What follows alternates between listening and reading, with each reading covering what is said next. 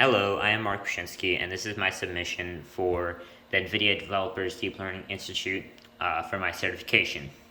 So this is Project Silent Willow, and it's a project I've been working on for, I think, 2 years, over 2 years by now, and it incorporates Arduino and Nvidia.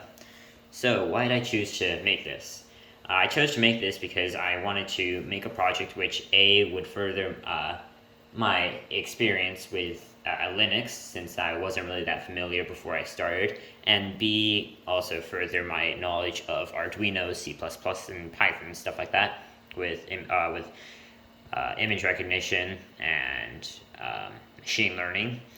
And so why did I create this, or what's the purpose, shall I say? So the purpose is when I do start to, like right now it's just kind of a test prototype project, but when I do start to actually make this, it's hopefully going to be able to, for example, go into areas with low clearance, quite relatively flat ground, although I might change the wheel design, into low clearance areas and allow for scanning with a LiDAR scanner here to create a map and an image recognition camera to hopefully detect, for example, if there's a fire that's quite close to the vehicle, then stop the vehicle.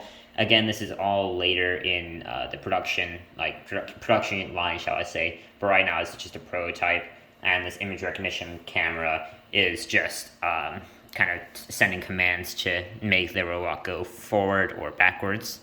And so yeah, let's run through the code. Exit out that, sorry. So the major changes, all the changes are documented on the GitHub repository, but the major changes include this section, which sends the data to Arduino, this section, which sets up the serial, and yeah, so that's pretty much the main changes. Everything else is the same. It came from one of their examples, from the getting started example, and I've just modified a few things, like added this install for PySerial in order to communicate via serial. I deleted a lot of the code because it was not needed. It was also to optimize the performance of the Jetson Nano. So yeah, let's kind of explain how this works. So essentially, when you get a reference image and hold it up in front of the camera here, this USB camera up here, it will run the image recognition program using Python, and it will output, if the score is above 0.7, yeah, it's above 0.7, it will send a few bytes to the Arduino, and the Arduino will interpret that and either make the vehicle go forward or backwards or stop. And so yeah, let's get started. So if I go up here,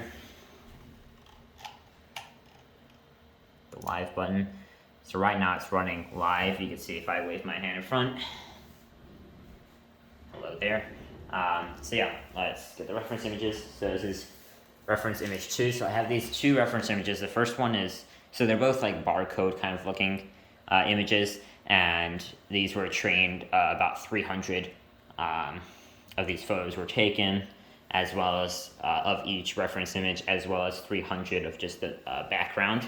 So if I hold it in front of the camera, it should start moving backwards, so you can see. And this happens really quickly because it updates, the Jetson updates the serial input every, I think, 500 milliseconds. It states in the Arduino code, but this is backwards, so reference image 2 makes the vehicle go backwards. If I remove it, it stops. And I am not controlling it by anything else. I'm using my left hand to record and the right hand to hold the reference image, but if I hold it up, see it starts moving. If I let go, there is a little bit of lag back, but that's just because of how the models are trained. So essentially how this will work in real life, as I explained earlier, is say there's like an obstruction or there's fire, say like, say like this white paper is fire, it will hopefully be able to detect that and stop the vehicle from getting damaged, and then make the vehicle, say, go backwards. And yes, that's kind of, but that's only one example. And again, this is used for any of those low clearance areas.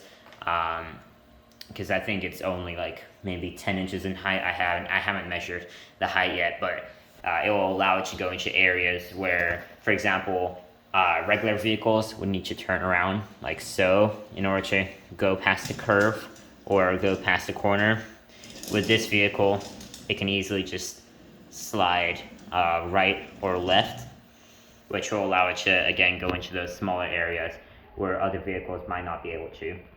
And yeah, so this is my project. There's more details such as how to get this set up in the repository README, as well as my blog website, or my blog about this project, which will have most of the information that I covered in this short explanation.